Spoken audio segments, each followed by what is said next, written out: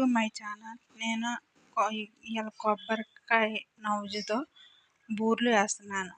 ముందు కొబ్బరి నవ్వుజు ఒకరోజు ముందే చేసుకొని పెట్టుకోవాలి.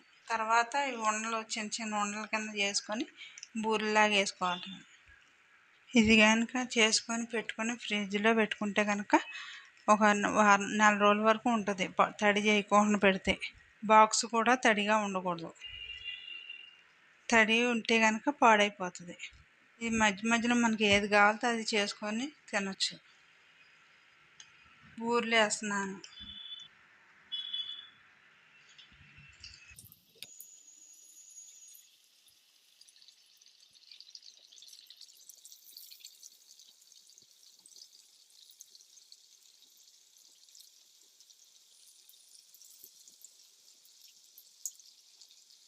ఉత్తి కూడా ఒక వారం